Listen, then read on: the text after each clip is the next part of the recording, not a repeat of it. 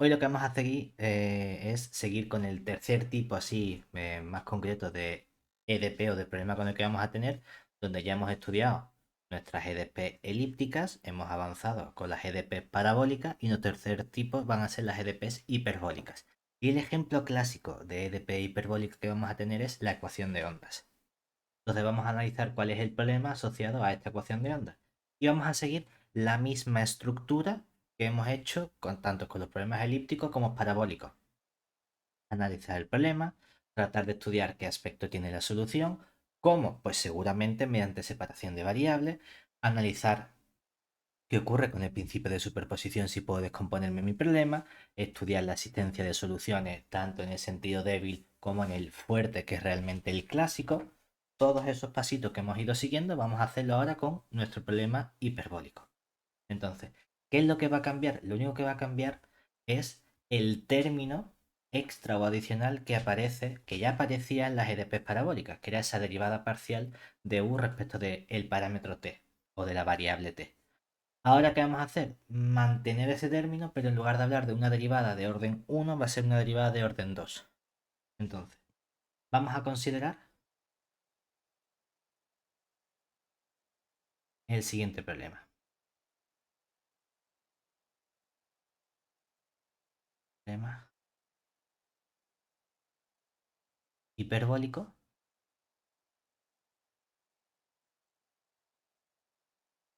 dado por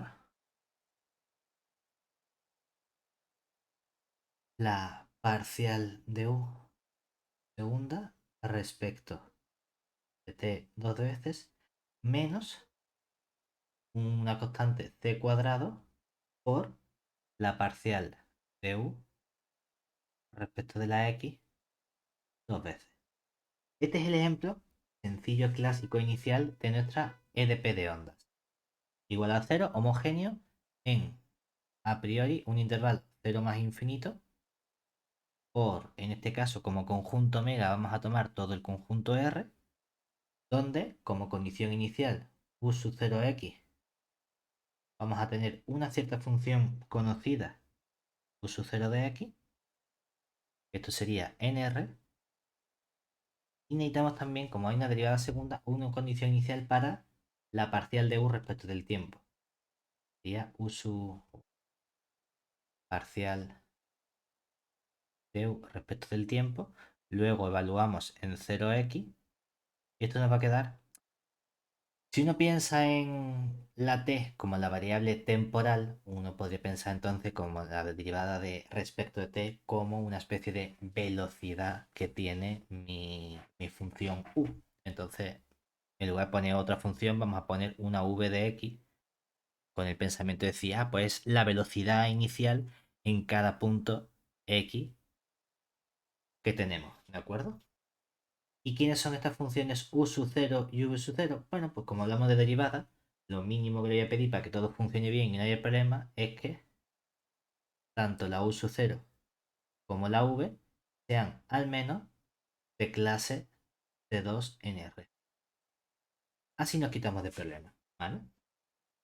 Esto sería nuestra EDP inicial de ondas. Obviamente nosotros luego vamos a estudiar generalizaciones de esta EDP, porque lo hemos hecho o lo estamos comenzando para un caso muy sencillo. No estamos cogiendo nuestro conjunto mega super general y estamos cogiendo un intervalo 0t arbitrario. Estamos diciendo, bueno, coge todo el conjunto que pueda, coge como omega r es abierto todo el conjunto R, así te quitas de problemas y vamos a analizar el comportamiento que tenemos de esta solución. ¿Cómo obtenemos la solución de este problema en concreto? Este es el que comenzamos estudiando porque comenzamos modelizándola precisamente como el movimiento que tiene un trozo de una cuerda sobre el cual está actuando una fuerza. Después de estudiar los distintos parámetros, que aquí podemos llegar a formulaciones equivalentes dependiendo de cuántos parámetros estemos considerando de si afectan a fuerza, cómo es esa fuerza, podemos llegar a una ecuación u otra. Lo importante es que esta es la EDP inicial que consideramos como ecuación de onda. ¿Cuál sería la solución de esta EDP? Esta en concreto, como es tan sencilla y estamos en un espacio de dimensión 1 para nuestro conjunto omega, admite una formulación muy fácil, podemos decir entre comillas, ¿no? Porque las EDP tampoco es que sean fáciles en general, pero en este caso, en este caso, la fórmula de D'Alembert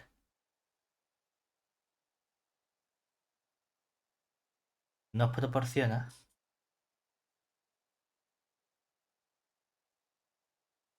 la solución exacta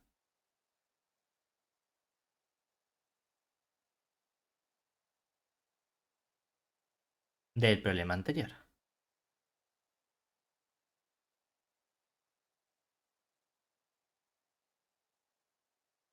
¿Cuál sería esa solución exacta? Es decir, ¿cuál es la solución u que depende de t y de x?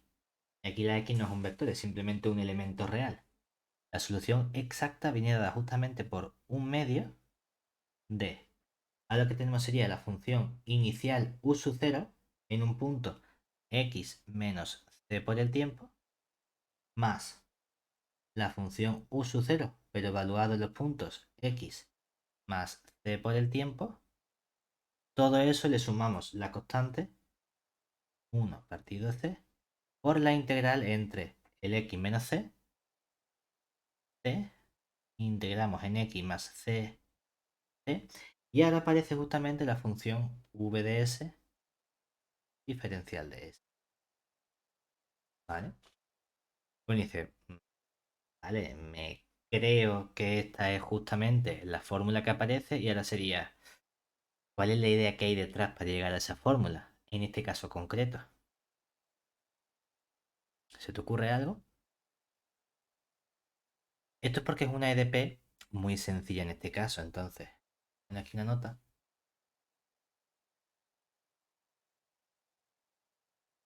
La idea que hay detrás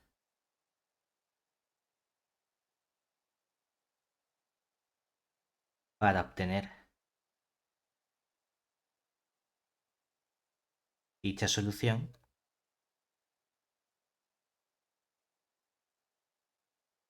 es reescribir el operador que está apareciendo. ¿Por qué? Porque si nos fijamos, aquí lo que tenemos realmente es una derivada segunda de la función u respecto del tiempo dos veces. Le resto la constante c cuadrado por la derivada segunda del u respecto de la x dos veces, ¿no? O puedo interpretarlo utilizando teoría de operadores como el operador derivada segunda respecto de t dos veces menos constante c cuadrado por operador derivada segunda respecto de la x dos veces que está actuando sobre la función u, ¿verdad? Un operador actúa sobre esa función y lo que me devuelve es la derivada respecto del t dos veces menos la constante por la derivada respecto del u dos veces. Bueno, resulta que aquí hay algo que nos incita a utilizar las propiedades básicas que teníamos de la ESO. Hay una diferencia de cuadrados. El que se escriba el c al cuadrado no es porque tenga que ser un c al cuadrado, es porque si pones el c al cuadrado, ves que tienes cuadrado menos cuadrado.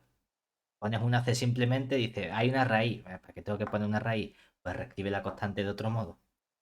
Y de este modo uno diría, bueno, yo podría escribir esto entonces como el operador parcial respecto de t menos c parcial respecto de x por el operador parcial respecto de t más el operador c parcial respecto de x, y todo este operador está actuando sobre nuestra función u, ¿cierto? Y ahora, todo eso que sabemos que tiene que cumplir nuestra EDP. Entonces todo eso tiene que ser igual a 0. De aquí que deducimos, cada uno de estos elementos debería ser 0, ¿no? Entonces, ¿qué nos incita a hacer luego? Un cambio de variables, ¿verdad? Porque tengo un operador y luego otro operador. Entonces podríamos hacer un cambio de variable para tratar de unificar.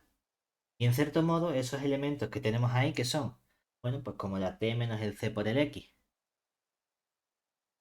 Entonces vamos a realizar un cambio de variable que sería el siguiente.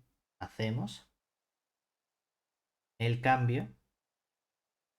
Las letras son siempre las letras preciosas, que en vez de coger un A y un B, cogemos este G, que sería cada vez, yo lo hago cada día de una forma distinta. El X menos el C por el T. Y luego el que sí es bonito es el ETA. Me gusta la N con el rabito. Que sería el X más el C por el T. Con idea de tratar de cuadrar estas ecuaciones que me queden más bonitas, ¿verdad?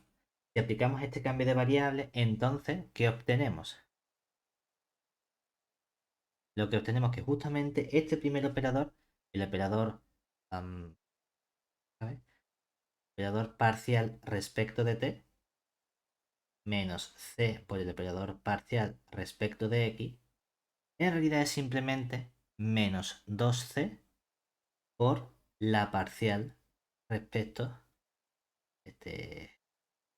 Y luego cuando calculamos el operador parcial respecto de t, más el c por la parcial respecto de x, aquí nos quedaría 2c por la parcial respecto del eta. ¿De acuerdo? En particular, eso nos dice que cuando calculamos la parcial segunda respecto del g y respecto del eta, esto nos queda cero. Lo cual significa que la solución u que estamos buscando, cuando la derivo dos veces respecto de una vez respecto del g y otra vez del eta, significa que sale cero. ¿Y eso qué me está diciendo? Puede depender, es una constante, ¿verdad? Pero es una constante respecto de cada variable. ¿Eso qué significa? No es que sea una constante todo el rato, sino que si primero derivase respecto de eta, sería una constante, y es decir, una función que dependería únicamente del eta, ¿verdad? O Ujú. si primero derivase respecto del g, sería una constante, una función que solo dependiese del g. Si quiero dos cosas simultáneamente, tiene que ser una suma de esas dos constantes, es decir, esa función u desde el punto de vista del g y el eta debería ser algo, vamos a llamarlo, aquí no hemos utilizado todavía la f, ¿no? Igual a cero. Debería ser una función f que dependa únicamente del g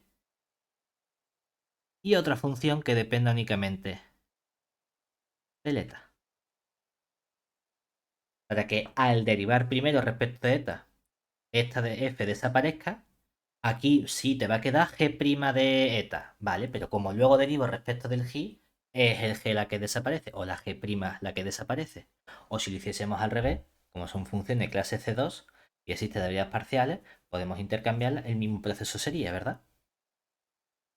Entonces dice, bueno, ¿y ahora qué hacemos? Ya deshaciendo el cambio, la función f sería, o la función u sería, desde el punto de vista de t y de x, una función f que depende de x menos c por t. La eta sería una función que depende de x más c por t, y cuando sustituimos las condiciones de contorno, sacamos justamente cuáles son las relaciones que deben verificarse. Esa es la idea que hay detrás que tuvo D'Alembert para sacar precisamente la solución exacta. En este caso sencillo. Claro, ¿cuál es el problema? Es que está muy bien la ecuación de ondas en el caso unidimensional, ¿no? Ya, pero aquí nosotros queremos estudiar más de una dimensión.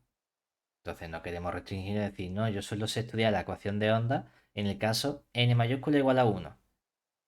Hombre, y en el caso n igual a 2 o n igual a 3, o si no estoy trabajando en R, estoy trabajando en otro conjunto, ahí qué hacemos. Pero ahí ya la fórmula de Allenberg no es tan fácil ni tan inmediata de aplicar. Pero sí tenemos otra forma de estudiar las soluciones. La misma forma que hemos utilizado tanto en las EDPs elípticas como en las EDPs parabólicas, que es el método de separación de variables.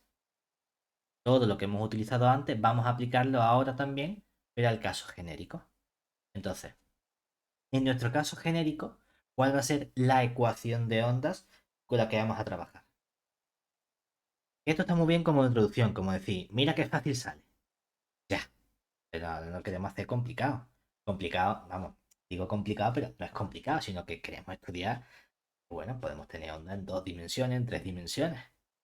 Porque el día que tú digas, ay, voy a analizar cuál es el comportamiento de una ola en la playa, tú dices, no, una ola no, porque eso son más dimensiones. Yo solo sé coger una cuerda y mover la cuerda, como si fuese una comba.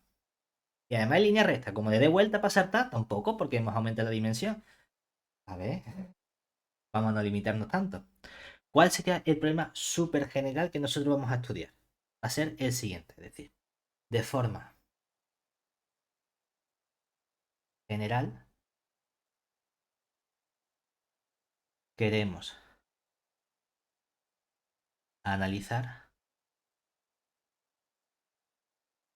el comportamiento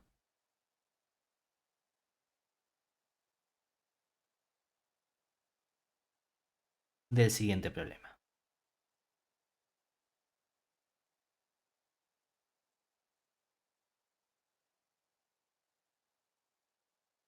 Va a ser, es verdad que vamos a tener nuestra parcial segunda de la U respecto de la T 2 veces. Pero vamos a tener un operador A aplicado al U. Todo eso va a estar igualado a una cierta función f, que no tiene por qué ser cero. Y voy a estar trabajando en un conjunto que la variable t va a trabajar en 0 t mayúscula, donde el t mayúscula puede ser más infinito o no, o puede ser 17. Y vamos a trabajar en nuestro conjunto omega, que no tiene por qué ser R, puede ser R, R2, R3, un subconjunto, ¿verdad? Vamos a tener una condición de contorno, que sí, es que antes la condición de contorno, ¿cuál era? La conmigo, de hecho, ¿verdad?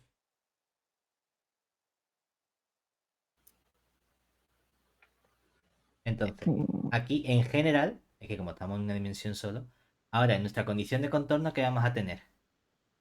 Ahora que tengo un conjunto abierto, ¿verdad?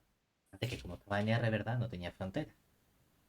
En nuestro omega sí puedo tener una frontera, ¿cierto? Entonces, quiero analizar también el comportamiento en la frontera de ese conjunto. Y la frontera de ese conjunto, ¿qué le pido? Una condición, la que sea, de tipo Dirichlet, de tipo Neumann, de tipo Robin, periódica, combinación, etcétera. Es decir, vamos a pedir que la función b de u sea igual a una cierta función g en 0t, pero por la frontera de nuestro conjunto omega, ¿verdad? Siguiente, la condición inicial, porque como tengo una variable que estoy separando el comportamiento igual que la EDP parabólica, necesito analizar o tener unas condiciones iniciales para esa variable. Ahora bien, como hay una derivada segunda, no me va a bastar como en la EDP parabólica que cogía función u en el 0, vale lo que sea, sino que necesito dos condiciones, una para la función y otra para su derivada. Es decir, tengo que especificar pues, quién sería la función u en 0x, y eso va a ser igual a una cierta función u sub 0 de x, todo eso en nuestro conjunto omega, que esto lo solemos entender como la posición inicial de nuestra onda, y también la parcial de u respecto de t, evaluada en 0x, y ponemos v porque solemos entenderlo como la velocidad inicial que tiene nuestra onda. ¿Vale? Este va a ser el problema súper general que queremos estudiar. ¿De acuerdo?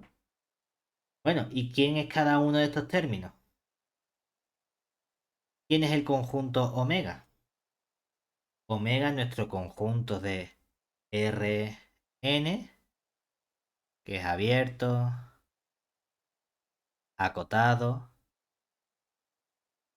y le pedimos aquí mínimo que la frontera sea de clase C2. ¿De acuerdo? ¿Qué más le pedimos aquí? Hay una cierta o un cierto problemita especial con las condiciones de contorno. Y es que, hombre, para no tener problemas, hemos dicho que estas condiciones de contorno pueden ser de cualquier tipo. En el sentido de que pueden ser una condición de contorno tipo Dirichlet, tipo Robin, Neumann, periódica, combinaciones. Las que siempre han sido un poquito más puñeteras son las condiciones de tipo periódico. Entonces, vale que ahí tú puedes tener cualquier función g, pero para no tener problemas en el caso periódico, vamos a exigir que en el caso periódico la función g sea nula. Es decir, ahí tenemos una condición homogénea. Es decir, vamos a pedir que b de u sea igual a 0 en el caso periódico. En el resto, si tenemos condición de tipo Dirichlet o lo que sea, ahí sí puedes cambiar por la función que te apetezca. ¿Vale? ¿Y quién es este operador a caligráfica?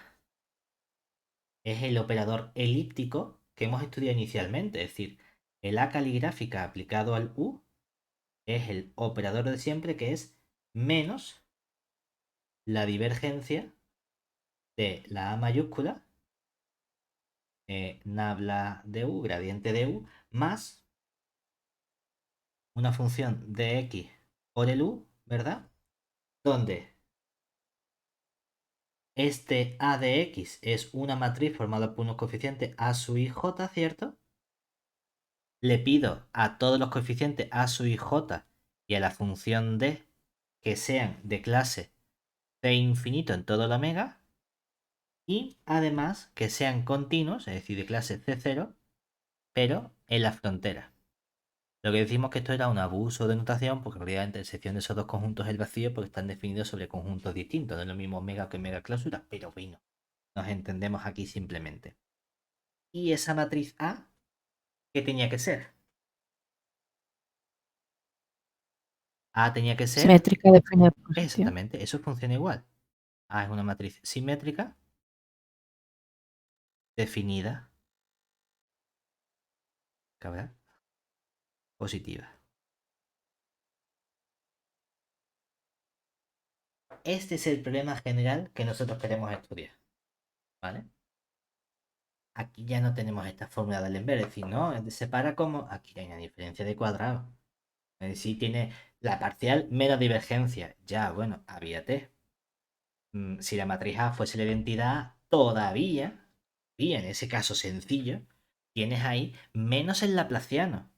Que ya no hay un cuadrado. Hay menos cuadrado, menos cuadrado, menos cuadrado. Ahí ya no tengo diferencia de cuadrado.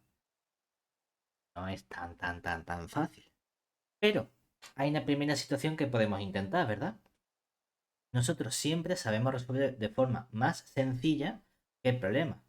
Cuanta mayor cantidad de elementos nulos haya en nuestro problema, más fácil me va a resultar porque menos pasos vamos a tener que hacer. De hecho, la idea para atacar estos problemas es siempre estudiar los casos homogéneos. Y luego hacemos un método de variación de las constantes con la misma idea de Lagrange y modificamos esas constantes por unas funciones que dependen del parámetro y lo metemos dentro de nuestra EDP.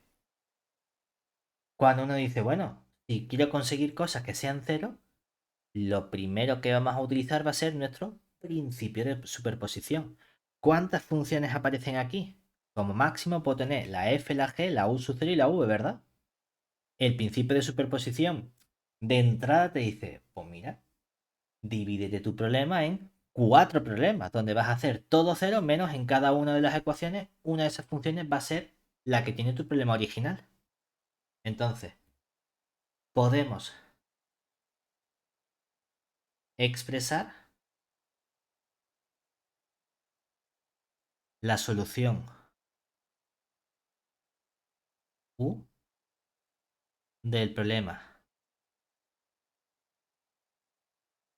anterior como u igual a, vamos a sumar 4 cositas, que va a ser una función u sub 1, una función u sub 2, una función u sub 3 y una función u sub 4 gracias al principio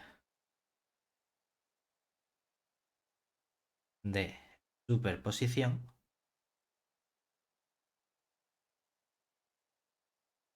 siendo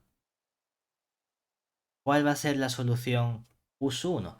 Aquella que cumple que la parcial segunda de la u u sub 1 respecto de la t dos veces más el operador a aplicado al u sub 1 coincide con f ¿Y el resto de condiciones? Ah, pues la b de u sub 1 es 0, la u sub 1 en 0x es 0 y la parcial de u sub 1 respecto de t en 0x es 0.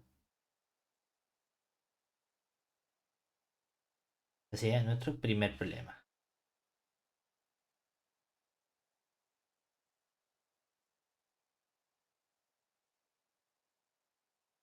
Aquí.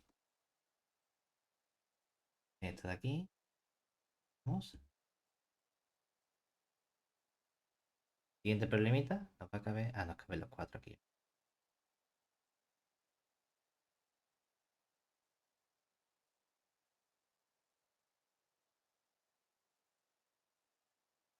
Vamos. Y entonces, ¿qué nos va a quedar? Este de aquí, yo creo que sí. Cambio así. Ah, genial. Entonces ahora este va a ser 0. Este. Todo esto se cambia. Y vamos a tener aquí nuestra función. En este caso sería u sub 2. A de u sub 2 este es 0. La condición de contorno de nuestra función g y el resto de componentes siguen siendo 0. Para el siguiente término vamos a tener aquí nuestra u sub 3. Entonces lo que va a ser 0 ahora va a ser todo menos la tercera componente, es decir, menos la asociada a la posición inicial. Y aquí tendríamos nuestra función u sub 3, todo esto es 0. La condición de contorno también es 0, pero la condición inicial en la que vale la función u sub 0, creo que la hayamos llamado, x. Y esta sería nuestra u sub 3 también 0. Y por último, la u sub 4 verde. Aquí nos va a quedar todo 0 menos la última, que es la velocidad inicial. Fuera, esto fuera, fuera. Y aquí tendríamos entonces u sub 4, la u sub 4 esto es 0, la u sub 4 esto es 0, la u sub 4 esta es 0 y la u sub 4 esta es nuestra velocidad v de x. ¿Vale? Pues eso es lo primero, que obviamente el principio por superposición te dice, oye, el azul, si tú quieres, lo puedes seguir descomponiendo. Tú puedes descomponer la f en una suma de, imagínate que la f es x más coseno, te dice, es que yo con la x y el coseno al mismo tiempo yo me lío. Voy a resolver el x por un lado y luego el coseno de x por otro lado y luego ya lo sumo. Perfecto, sin ningún problema. Eso no pasa absolutamente nada. Ahora bien, ¿cómo resolvemos estos problemas de uno en uno? Uno dice, ya, antes tenía la fórmula de Allenberg, que me decía, toma, esta es la solución porque ha sido súper fácil. Ahora ya la EDP inicial ya no es súper fácil. Entonces, lo primero que tengo que resolver, de hecho, es mi EDP. Me da igual que esté igualado a cero o que esté igualado a una función f. El proceso es el mismo. Yo comienzo estudiando la EDP igualado a cero. Y la idea que hay detrás para estudiar esa EDP igualado a cero vuelve a ser método de separación de variables. Entonces, en el método de separación de variables, lo que utilizábamos era la información que tenía la parte importante, por así decirlo, de la EDP, que era la que estaba dada por el operador A. Entonces, en el método de separación de variables, lo que comienzo buscando son los autofunciones y los autovalores de ese operador elíptico A caligráfica. Lo mismo vamos a hacer nosotros. Es decir, ahora, una vez que ya hemos separado, si queremos utilizar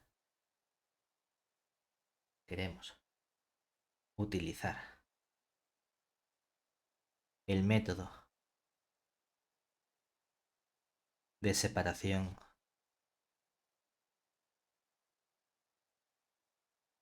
de variables para resolver la EDP hiperbólica,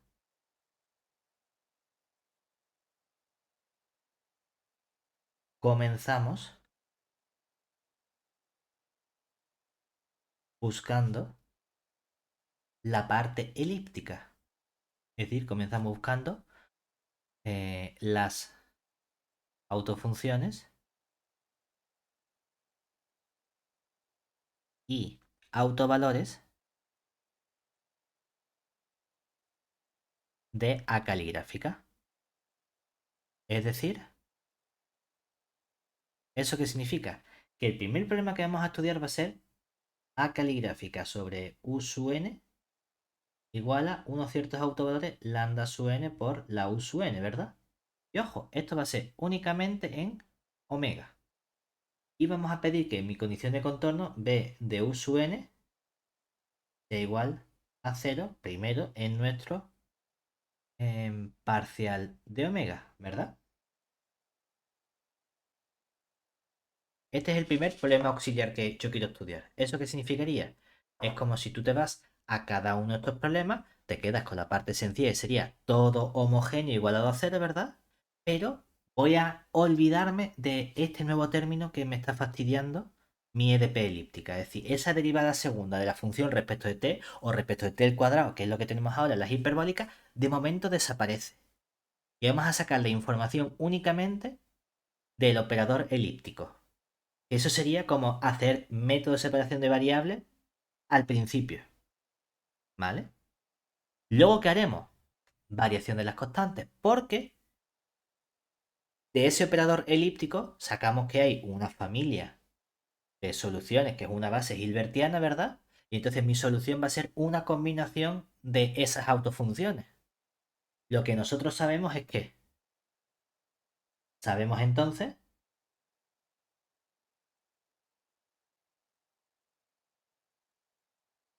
que la solución U, y esta U es la U que depende de t y de x, ¿vale? Y es la U de nuestro problema original de la EDP de ondas que verifica. Tú dirías, ay, yo sabría que esto es una suma, una serie en n de unos coeficientes c sub n por estas autofunciones u sub n, ¿verdad? Eso sería del problema de arriba. Pero es que yo no quiero el problema de arriba, yo quiero ahora pasar de ese problema de arriba y meterle la condición de la parcial segunda de u respecto de t dos veces. Da igual que sea respecto de una vez o respecto a dos veces la derivada. Lo que tú estás haciendo ahora es método de variación de las constantes. Esa constante c sub n va a convertirse no en una constante, sino en una función que va a depender únicamente de la nueva variable que le estoy introduciendo a mi problema. Que esa nueva variable es la t. ¿De acuerdo? Sabiendo que esa c sub n ahora depende únicamente de t, ¿qué condiciones verifica esa función c sub n de t? ¿Cómo saco esos coeficientes? Lo único que tenemos que hacer es sustituir en el problema original. Entonces, para determinar, para determinar el valor de los coeficientes, que lo llamamos coeficientes, pero son funciones, ¿no? C sub n de t, imponemos que nuestra función u de tx sea solución del problema hiperbólico inicial.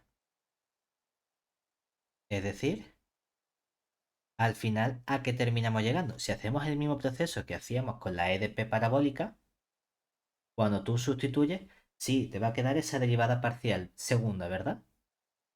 Como la parte que depende de t, es decir, esto depende únicamente de x, ¿cierto? Y esto depende de t. ¿Eso qué significa? Que al derivar la u dos veces respecto de t, ¿qué nos queda? T sub n prima prima. La derivada segunda, no hace falta que sea una derivada parcial, eso es una derivada normal y corriente.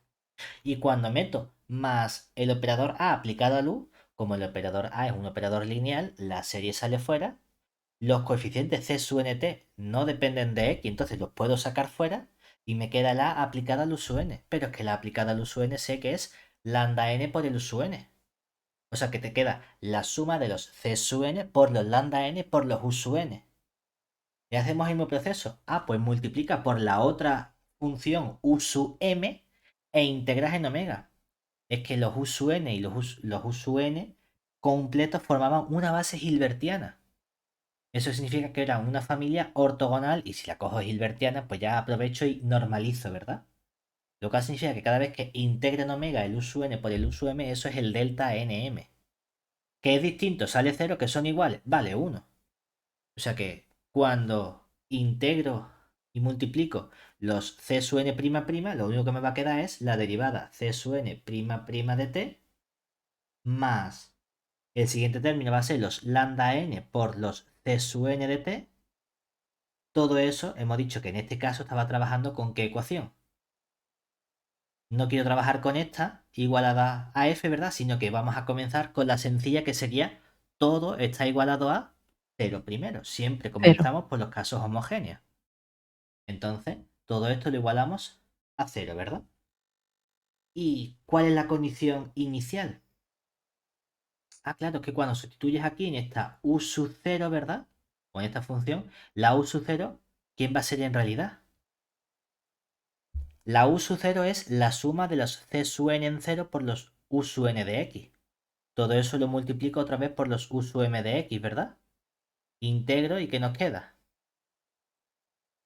El c sub n en 0 por la integral del u sub n por el u sub m, que eso vale 1 cuando la n es igual que la m, y a la derecha también has tenido que multiplicar el u sub 0 de x por la correspondiente u sub n. O sea que te queda que la condición, perdón, la condición c sub n de 0, eso es igual a la integral en omega de quién?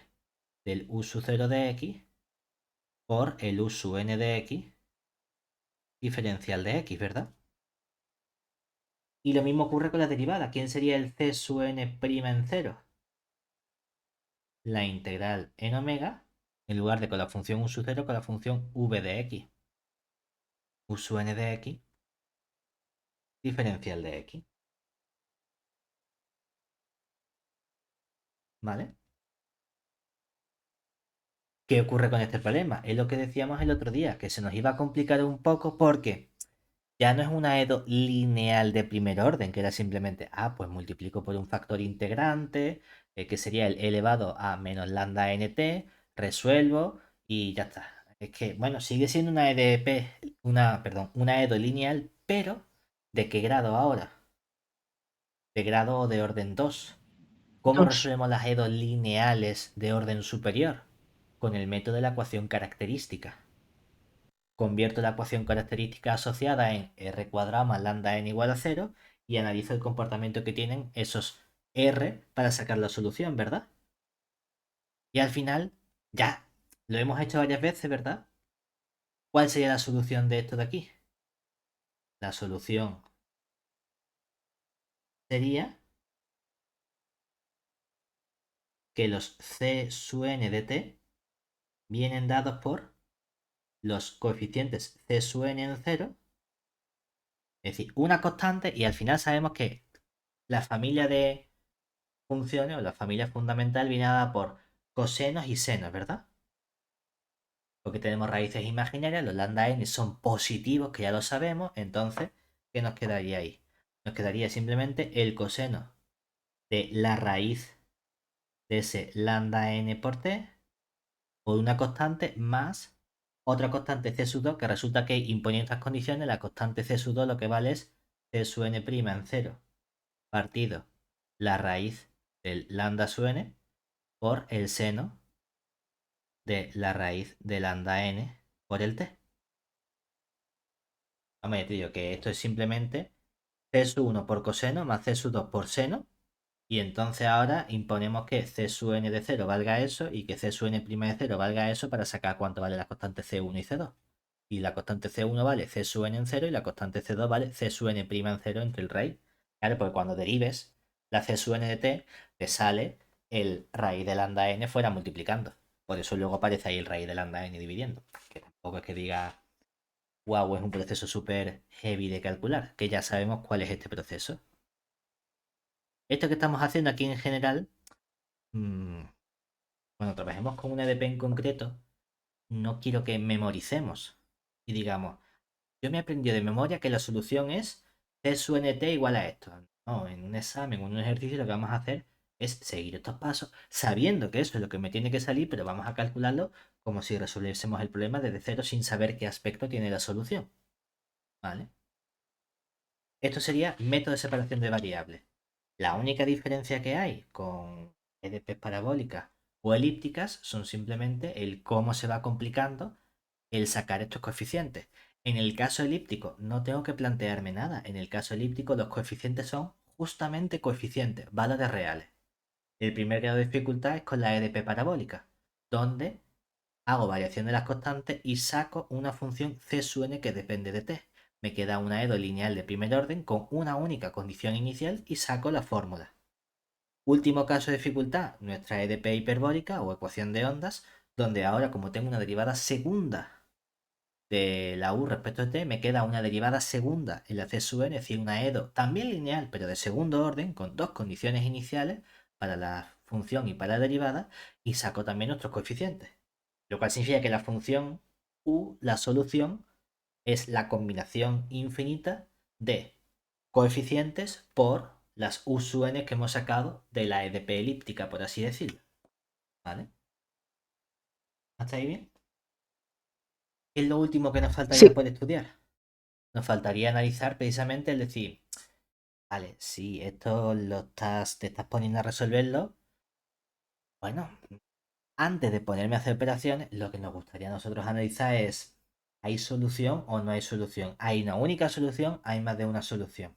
Claro, si no hay solución, a lo mejor es tontería. O si hay más de una solución, a lo mejor esto puede fallar, porque claro, hago un proceso y si esto no está dando la solución que me interesa, entonces tengo un problema. Cuando queremos analizar el comportamiento de la existencia de solución de nuestros problemas, ¿a qué concepto solemos recurrir? No a la solución explícita, que es lo que hacemos, sino a la formulación débil, que es la que, bajo ciertas condiciones de buen comportamiento analítico, es decir, de análisis funcional, de propiedades que verifican las funciones que intervienen o la solución que estoy buscando, puedo garantizar esa existencia o unicidad de solución. ¿Vale? Dentro del caso no homogéneo, para la EDP, es decir, dentro del caso con la función igualada a cero, vamos a quedarnos con el caso sencillo de condición de contorno. ¿Cuál es el caso sencillo de condición de contorno? La condición de contorno de tipo Dirichlet. sí, Y esa condición de contorno de tipo Dirichlet la quiero tener de forma homogénea. Entonces, para analizar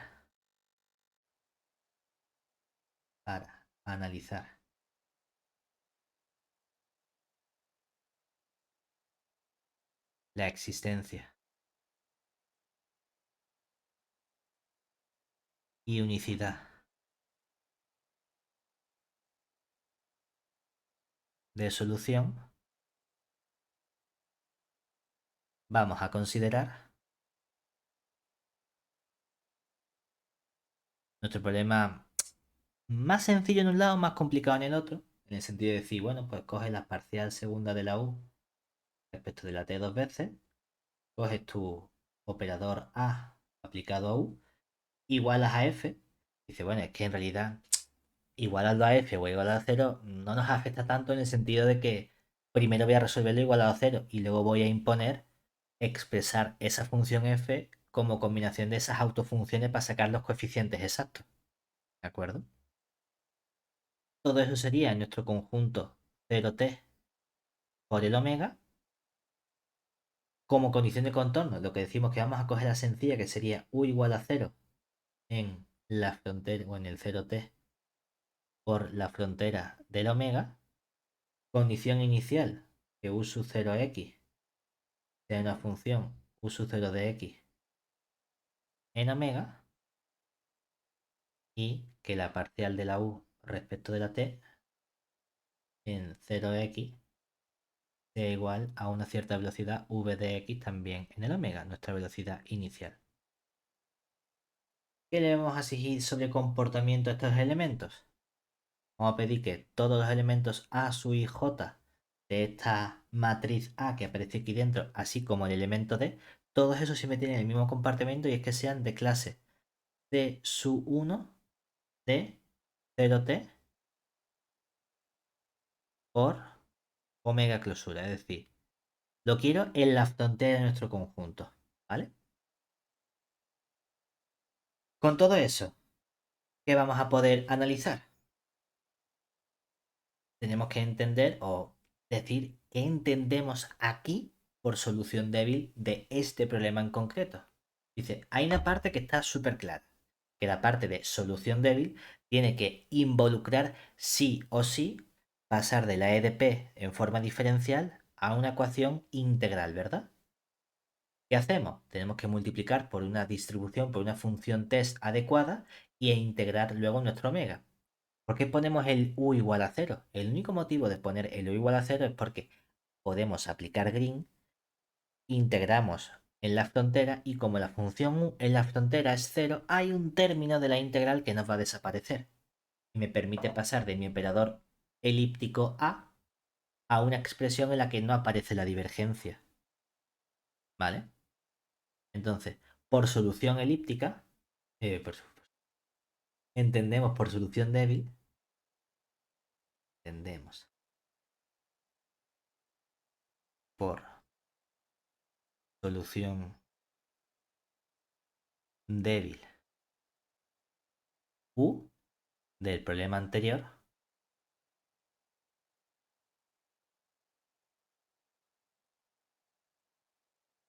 a aquella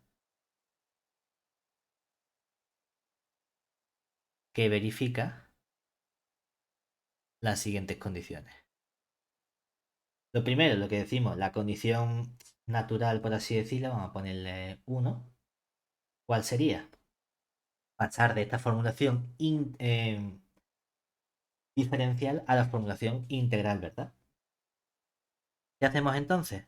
Multiplicar por una función adecuada que hemos llamado todo el rato cuando hemos analizado esto, sí, ¿verdad?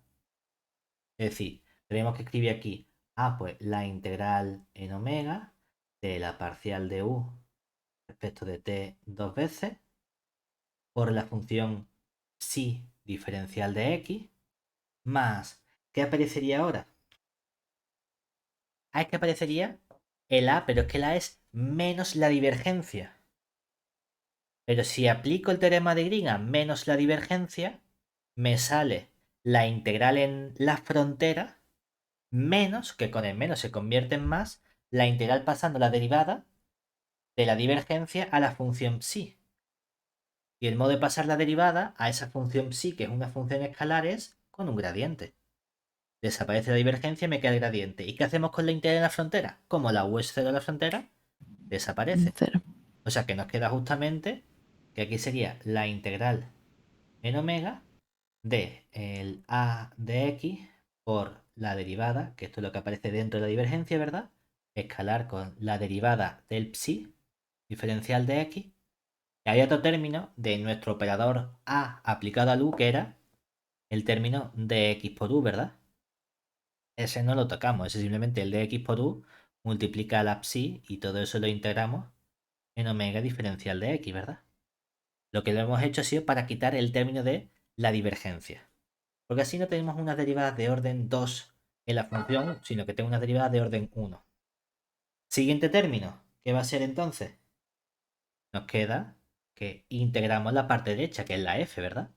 Igual a la integral en omega de la f por la psi diferencial de x. Esto, cuidado, porque en esta variable t estamos separando el comportamiento de esa variable, ¿verdad? Y lo que decíamos con la EDP parabólica. Esto es cierto y puede haber algunos valores del t para el cual no se cumple, ¿verdad? Pero como estamos trabajando con clases de funciones, lo que me interesa es que el conjunto de valores de t donde esta ecuación en x no se verifica, no sea grande. Y el que no sea grande en términos de medida es que la medida sea nula. Por eso aquí le ponemos el apellido de en casi todo el intervalo 0 t mayúscula. Y una vez que ya sé que estoy en casi todos los intervalos, eso tiene que ser cierto, sea cual sea la función psi adecuada que tú cojas. ¿Y cuál es esa función psi adecuada que tú coges? ¿De qué espacio la cogemos? Tengo que calcular esas derivadas, ¿verdad? Y esas derivadas tienen que ser integrables. Y el espacio o el conjunto donde las derivadas son integrables es el espacio de Sobolev h1 de omega. Además, como tiene que llevarse bien con la función u, que es 0 en la frontera, el apellido que le pongo a las funciones de h1 de omega, que son 0, es el h01. Es decir, cogemos aquí en h01 de omega. Esta es la parte que ya sabemos que es inmediata, que es simplemente escribir la formulación débil de nuestro problema o de nuestra EDP. Ahora viene la parte un poquito más compleja, que es qué comportamiento le pido a la función u o a sus correspondientes derivadas. Porque claro, aquí hay unas condiciones de contorno o con valores iniciales para la u y para la derivada que son un poquito distintas a lo que teníamos antes. Entonces, ¿qué comportamiento le pido, por ejemplo, a la función u?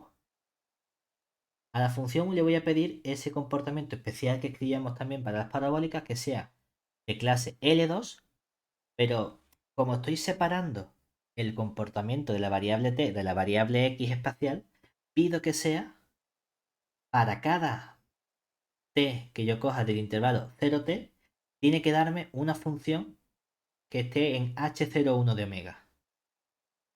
¿Vale? Para la derivada. ¿Y qué derivada? Es que hay dos derivadas, ¿verdad? La parcial de u respecto de t. Ah, pues esto quiero que esté en el espacio L2 de 0t. Y como también estoy separando el comportamiento de la variable temporal de la otra, quiero que esté en L20t del espacio L2 de omega. Y para la última derivada, que sería la parcial segunda de la u respecto de la t dos veces, queremos también que esté en el espacio L2 de 0t. Pero fíjate que ahora esta última derivada lo que te interesa es poder volver hacia atrás, ¿verdad? Y poder volver hacia atrás, como ocurría con las parabólicas, era pedirle una especie de comportamiento de antiderivada. Es decir, que estuviese en el espacio h Menos menos uno. 1 de omega. Que este h menos 1 de omega como que lo vamos a mirar con los ojos achinados para no tener que trabajar mucho con él, porque técnicamente es el dual y no estamos trabajando con duales, que eso nos complica. Entonces algo que está ahí que más o menos quiere indicar que derivas hacia atrás. Es decir, que integran, ¿no? No solo eso, sino que además deben verificarse no solo la EDP, sino estas condiciones sobre el comportamiento de la función u derivada y derivada segunda, sino que el problema tiene unas condiciones iniciales. Las condiciones iniciales deben verificarse también. ¿Y eso qué significa? Que obviamente se tiene que seguir cumpliendo que u en 0x coincida con tu función u sub 0 de x y que la función parcial de u respecto de t en 0x tiene que coincidir con tu función velocidad. No, yo le llamo velocidad, ¿no? Pero la función v de x. ¿Vale? Que verifique todo eso es que la función u que estamos buscando sea una solución débil de nuestro problema inicial. Entonces, ¿cuándo tengo yo garantía de que haya solución débil?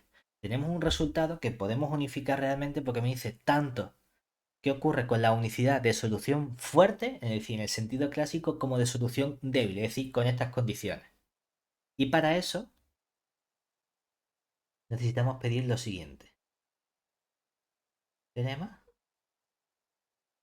supongamos, o bueno, en las condiciones anteriores,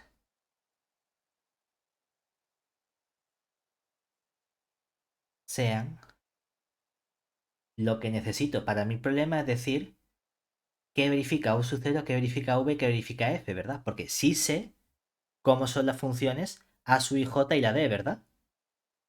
Lo que no conozco es qué tipo de comportamiento tiene la F, la U sub 0 o la V, ¿verdad? Eso es lo que no hemos dicho para hablar de unicidad, existencia o solución débil, ¿no? Entonces, ¿qué le pido a esas tres funciones? Pues para poder hablar de esa unicidad de solución, vamos a pedirle lo siguiente. Para la función, la f está más o menos inmediato. Si te fijas en la formulación débil, a la función f que la hace, la multiplicas por una otra función y la integras, ¿no? Entonces la función f, ¿cómo tiene que ser? Integrable, ¿verdad? Que eso es más o menos natural que nos lo pidamos. Es decir, que las condiciones anteriores sea la u sub 0 tiene que ser una función de clase h0, 1 de omega. La función v, como es la derivada de algo, tiene que ser integrable, es decir, que esté en L2 de omega. Y la función f, como es el término independiente, ¿qué ocurre con ese término independiente? Tiene que ser algo integrable, ¿verdad? Pero como en la EDP estamos separando el comportamiento de la t del comportamiento de la x, lo mismo puede ocurrir con mi función f. Os voy a pedirle que cuando separamos el comportamiento de la t del comportamiento de la x, eso sea algo integrable. Y que sea integrable de forma continua para cada parámetro temporal t, por así decirlo. ¿Vale? Entonces, se verifica dos resultados. Que en lugar de poner los dos teoremas, lo vamos a poner en un único resultado. ¿Vale? Lo primero que se verifica es que existe a lo sumo una solución U, y al decir solución U aquí estamos hablando en el sentido clásico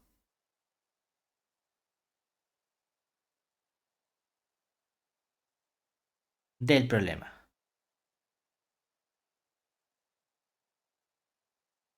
¿Vale? Es decir, que verifica la EDP, la formulación con la EDP, en la forma diferencial. Pero con estas mismas condiciones también podría hablar de que existe, puesto a lo sumo, existe a lo sumo una solución. Y aquí lo importante es que es una solución débil U del problema.